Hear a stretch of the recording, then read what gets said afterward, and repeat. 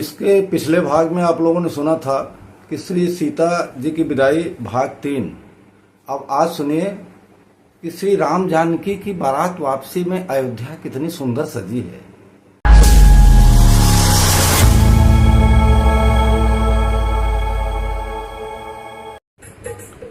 ओम श्री परमात्मने नमः। आज आप लोगों के समक्ष बालकांड का दोहा नंबर 343 से 345 तक प्रस्तुत किया जा रहा है। सुंदर प्रसंग है और सभी लोग एक साथ सुनिए, गाइए, उसकी शोभा ही बढ़ जाती है। दीनदयाल बिरदु संभारी, हरहु नाथ मम संकट भारी। बार बार करि विनय बढ़ाई, रघुपति चले संग सब भाई।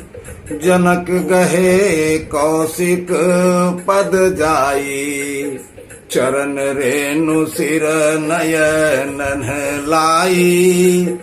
सुन मुनीस बर दर्शन तोरे, अगमुन कछु प्रतीति मन मोरे। जो सुख सुजसु लोकपति चहि, करत मनोरथ सकुचत यहि। सो सुख सुजसु सुलभ मोहि स्वामी, सब विधि तब दर्शन अनुगामी। किन्ह विनय पुनि पुनि सिरुनाई, फिरे महेशु आशीषा पाई। चली बारात निशान बजाई, मुदित छोट बड़ सब समुदायी। राम ही निरखी ग्राम नर नारी, पाई जन्म फलो होहि सुखारी। दीनदयाल बिरदु संभारी, हरहु नाथ मम संकट भारी। बीच बीच बरबास करी, मगलोगन सुख देत। अवध समीप पुनीत दिन, पहुँची आई जनेत। दीनदयाल बिरदु संभारी, हरहु नाथ मम संकट भारी। हने निशान पनव बर बाजे, भेरी शंख धुनि हय गय गाजे। झांझ बिरव डिंडी भी सुहाई, सरस राग बाजहि सहनाई। पुरजन यावत अकनि बराता, मुदित सकल पुलकावली गाता। निज निज सुंदर सदन समारे, हाट बाट चौहट पुर द्वारे। गली सकल यर गजा सिंचाई, कितनी सुंदर अयोध्या सजी है। गली सकल अर गजा सिंचाई, जह तह चौके चारू पुराई। बना बजारो न जाई बखाना, तोरन के तो पताक बिताना। सफल पोग फल कदली रसाला, सुंदर सुंदर पेड़ लगे हैं। सफल पूग फल कदली रसाला, रोपे बकुल कदम्ब तमाला। लगे सुभग तरु पर सत धरनी, मणिमय आल बाल कल करनी।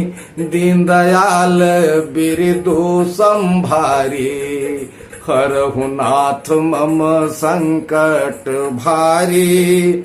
विविध भांति मंगल कलश गृह गृह रचे सवारी सुर ब्रह्मादि सिहाही सब रघुबरपुरी निहारी दीनदयाल बिरदु संभारी हरहु नाथ मम संकट भारी भूप भवन तेहि अवसर सोहा रचना देखी मदन मनु मोहा मंगल सगुण मनोहर ताई रिधि सिद्धि सुख संपदा सुहाई जन उछाह सब सहज सुहाए और तनु धरि धरि दशरथ गृह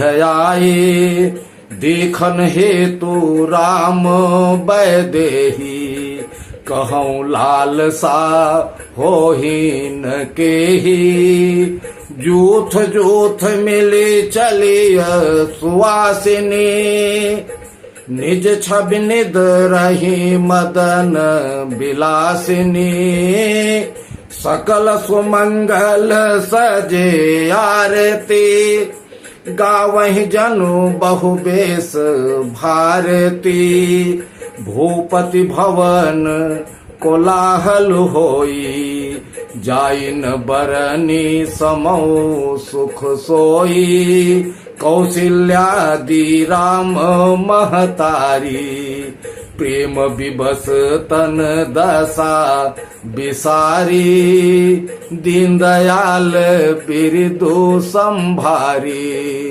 हरहु नाथ मम संकट भारी दिए दान विप्रन विपुल अपूजी गणेश पुरारी प्रमुदित परम दरिद्र जनु पाई पदार्थ चारी दीन दयाल बिरदु संभारी हरहु नाथ मम संकट भारी। बोलिए सियावर रामचंद्र की जय। सभी भक्तों को मेरा नमन स्वीकार हो।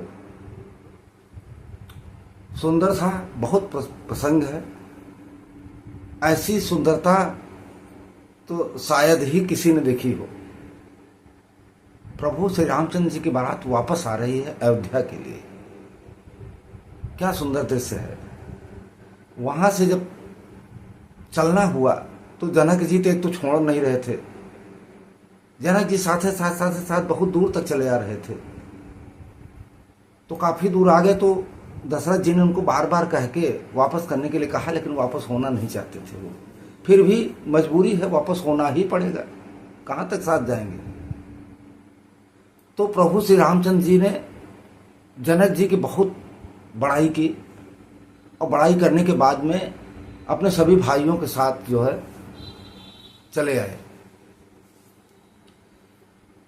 अब जनक जी क्या कर रहे हैं? जनक जी विश्वामित्र जी के पैरों में पड़ गए, पैर पकड़ लिए और पैर पकड़ने के बाद में उनके पैरों के नीचे की मिट्टी उठाए, मिट्टी उठा के अपने सर पे रख लिए और वही मिट्टी अपने आंखों में लगाए। क्या जनक जी का वो था। और कहने लगे उनसे कि हे मुनिराज, आपके दर्शन मात्र से हमको तो सारा पुण्य मिल गया, हमको तो जगत में जीने का पूरा लाभ मिल गया, ऐसा मुझको पूरा विश्वास है और यह हमको मिल भी गया। बताइए, जिस सुयश और पुण्य के लिए लोकपाल असंभव समझ करके उस सुयश पूर्ण लाभ को ले नहीं सकते हैं, मैं तो आपको दर्शन करने से ही सारा सुयश सुख पूर्ण लाभ हमको मिल गया। हमारा तो जगत में जीने का हमको पूरा वो मिल गया। धन्य है प्रभु, आप धन्य है। बार बार उनके चरणों में पड़ रहे हैं, बार बार उनके चरणों की मिट्टी की धूल लगा रहे हैं सर पे, आंखों में। उसके बाद बार बार इसी तरह करके जनक जी चले गए। अब बारात चलने की तैयारी, बिल्कुल चलने की, तो डंका बजा, फिर से जोर से डंका बजा के बारात चली वहां से। जितने छोटे बड़े समुदाय के लोग थे सब प्रसन्न थे। अब हम लोग अयोध्या वापस आ रहे हैं। बहुत ही सुंदर दृश्य था वो, ये क्या कहें। बड़ा ही ऐसा मन करता है, ललचाता है कि देख लिया जाए। कहां से देख पाएंगे हम लोग सुन के ही अनुभव कर सकते हैं बस केवल। वापस आ रही थी बारात। रास्ते में जो भी स्त्री पुरुष नर नारी जितने भी बारात को देख रहे थे, उसमें प्रभु को निहार निहार के अपनी आंखों का सुख पा रहे थे, क्योंकि उनकी शोभा ही ऐसी थी। बहुत ही सुंदर शोभा थी प्रभु की। जगह जगह मुकाम बना था, रुकने का जगह बना था, वहां रुकते थे। सभी लोग आनंदित थे, सभी बारात के लोग आनंदित थे। और दिन के शाम के पहले ही बारात अयोध्या, पवित्र अयोध्यापुरी के नजदीक जो है पहुंच गई। अब जब अयोध्यापुरी के नजदीक पहुंच गई, नगाड़े बज रहे हैं, ढोलक बज रही है, सहनाइयां बज रही हैं, मृदंग बज रहा है, भेरी बज रही है, एक एक से बाजे बज रहे हैं, शंख बज रही है, घंटा बज रहा है। इतना जोर जोर से आवाज हो रही है कि वो आवाज अवधपुरी तक पहुंच रही है। अवधपुरी वाले जब देखे सुने कि बारात वापस आ गई है, तो वो लोग लगे सब सजाने पूरी अयोध्या को। अपने घर है, गली है, चौराहे है, जितना जितना स्थान था इतना सुंदर सजा दिए, इतना सुंदर सजा दिए थे। जगह जगह तोरण द्वार और पताकाओं से पूरा अयोध्या जो है सज के तैयार हो गई थी। प्रभु की बारात वापस आ रही है। इतना सुंदर सज गई अयोध्या कि उसका वर्णन भी नहीं किया जा सकता। और उस अयोध्या को देख देख के ब्रह्मा आदि देवता भी सिहाते थे। क्या प्रभु की अयोध्या है, सुंदरता की कोई पराकाष्ठा होती है। बहुत ही सुंदर सजी थी। गली मोहल्ले कहीं कोई बाकी नहीं था। मड़ियों से झालरें लगी थी, जगह जगह तोरण द्वार बनाए गए थे। इतनी सुंदर कि कामदेव भी देख के ललचाते थे। ऐसा लग रहा था कि हजारों सरस्वती और शेष जी जो है उसकी गणना कर कर के थक रहे हैं, लेकिन फिर भी पूरी नहीं कर पा रहे हैं। वहां की सुहागिन स्त्रियां जो हैं अपने घरों से मंगल द्रव्य और थालियां लेके प्रभु की आरती के लिए तैयार एकदम चली आ रही, खड़ी हैं, बिल्कुल इंतजार ही कर रही हैं कि कब आवे, कब हम लोग आरती करें, कब हम लोग परछन करें। क्या दृश्य था प्रभु की बारात का, क्या दृश्य था कि हम आप जो है उसका वर्णन नहीं कर सकते, नहीं हो सकता है। इतनी सुंदर कि क्या बताएं।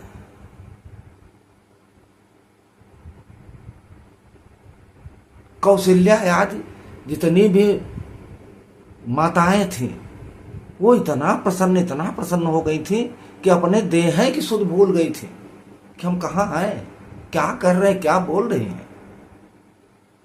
उनकी अपने देह की भी सुध नहीं थी। हमको क्या बोलना है, क्या करना है, कुछ नहीं समझ में आ रहा था। खुशी के मारे इतना खुश थे सब। मंगल शकुन रिद्ध सिद्ध इतने सुअवसर थे। उत्साह आनंद इतना अच्छा था, मानो ऐसा लग रहा था कि दशरथ जी के घर ये सब स्वयं शरीर धर धर के चले आए हैं।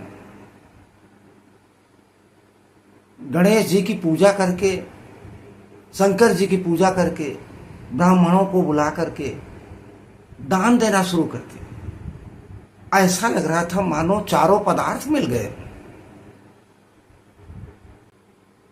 इस तरह बारात अब नजदीक आ गई है, अब अयोध्या के अंदर प्रवेश करने वाली है और इन चौपाइयों का अर्थ यहीं तक संभव हो पा रहा है। आगे जो भी जैसी चौपाई आएगी मैं अगले भाग में फिर से उसका अर्थ बताऊंगा।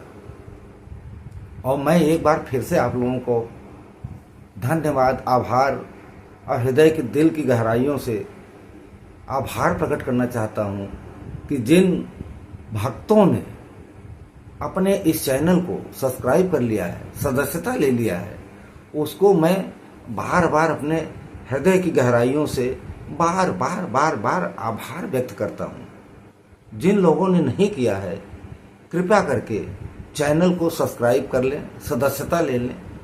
इसका कोई पैसा नहीं पड़ता है। हम एक जो है ऐसे भक्त हैं कि जो सनातन धर्म की वीडियो बना रहे हैं, अपने लाभ के लिए केवल नहीं बना रहे हैं।